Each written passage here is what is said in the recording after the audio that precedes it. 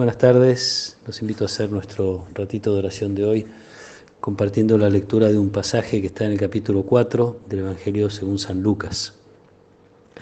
Cuando Jesús llegó a Nazaret, dijo a la multitud en la sinagoga: les aseguro que ningún profeta es bien recibido en su tierra. Yo les aseguro que había muchas viudas en Israel en el tiempo de Elías, cuando durante 3 años y 6 meses no hubo lluvia del cielo y el hambre azotó a todo el país. Sin embargo, a ninguna de ellas fue enviado Elías, sino a una viuda de Sarepta, en el país de Sidón.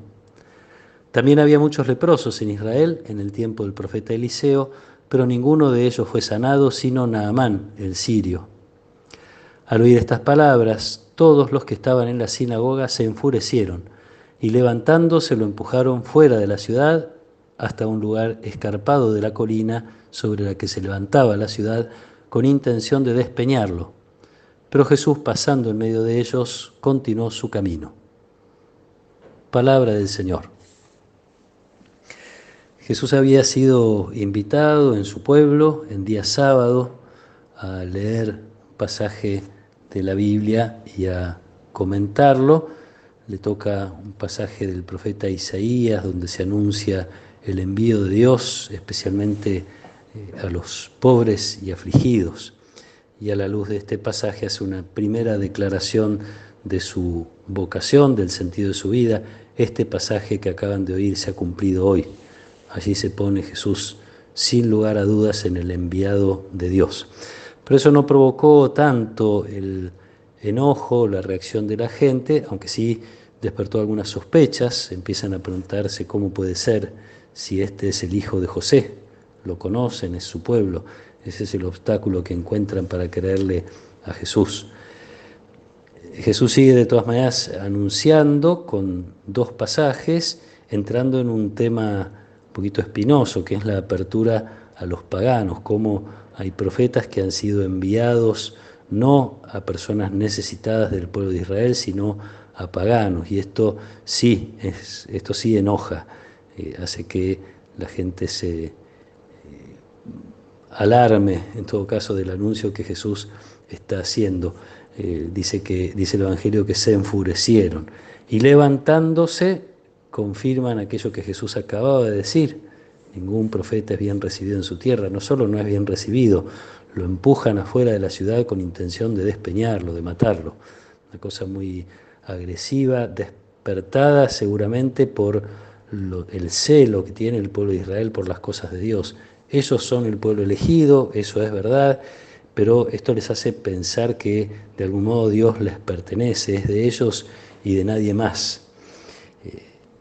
Olvidando que desde el principio, ya cuando Dios elige a Abraham para empezar a formar a su pueblo, le dice que a través de él se bendecirán todas las razas de la tierra. Podían haberse alegrado de ser quienes recibieron el primer anuncio, pero de ser quienes son enviados como pueblo a llevar salvación a todos los pueblos, a todas las naciones del mundo. El mismo rechazo que siente la gente es la que de algún modo provoca esa apertura. Esto lo dice muy bien San Pablo en alguna de sus cartas, incluso a veces hasta con un reclamo: si ustedes no quieren escuchar, entonces me voy a dirigir a los paganos. Nosotros hemos visto varias veces en el Evangelio cómo Jesús es recibido con mucha apertura cuando habla de las cosas de Dios, con más facilidad es recibido por los paganos que por quienes ya tenían una estructura religiosa y mental respecto de las cosas de Dios, que son el mismo pueblo de Israel. Esto se expresa después en la primera iglesia, la fuerza del Espíritu Santo, y Lucas es uno de los más interesados en transmitir esta realidad de la apertura universal. Lo hace en su Evangelio y lo hace muy concretamente contándonos en el segundo libro que escribe, en los Hechos de los Apóstoles, cómo es la fuerza del Espíritu Santo la que está impulsando todo el tiempo a los discípulos a dirigirse a lugares más lejanos para anunciar el Evangelio. Ese pasaje de Isaías que comentaba recién, que Jesús había leído en la sinagoga, precisamente empieza diciendo que dice así: el Espíritu Santo está sobre mí y me ha enviado. Algo que se replica en los discípulos, en los apóstoles, algo que se replica en la iglesia, en la primera iglesia y en la iglesia de todos los tiempos. Pues es una invitación también para nosotros a volver a rescatar esta realidad de nuestra experiencia de fe. Nos alegramos de tener fe, nos alegramos de haber sido elegidos por Dios para que a través de algunas personas seguramente, y también a partir de nuestras experiencias personales, pudiéramos abrazar la fe.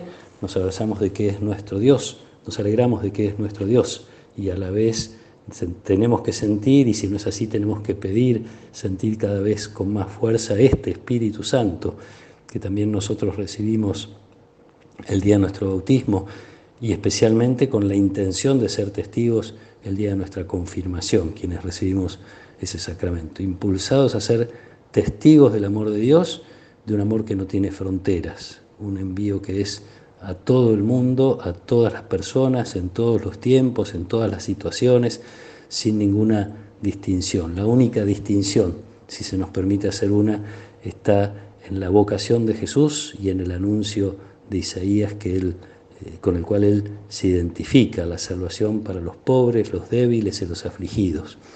Algo muy especial para recordar en este tiempo de Cuaresma, donde nuestra mirada tiene que estar puesta a través especialmente del ejercicio de la limosna o de los sacrificios que hagamos para poder hacer limosna después. En este tiempo tiene que estar especialmente presente en nuestro corazón, ser testigos del amor de Dios con el anuncio, ser testigos del amor de Dios con el compromiso concreto con las necesidades ajenas. Así lo mostró Jesús, yo diría, más que con sus palabras. Podemos recordar aquella expresión tan linda de San Francisco que no me canso de repetir, a lo mejor ustedes pueden cansarse de escucharme. San Francisco decía que había que anunciar el Evangelio siempre, si era necesario, también con palabras. Una linda manera de decir que la clave está en el modo de vivir, en el modo de comportarnos entre nosotros, en el modo de tratar a los demás, en el modo especialmente de acercarnos a los que están más lejos, a los que están más necesitados, a los que necesitan más, con más intensidad, el anuncio de un Dios que es Padre y que los ama. Que el Señor nos acompañe en esta tarde, que nos proteja y nos bendiga. En el nombre del Padre, y del Hijo, y del Espíritu Santo. Amén.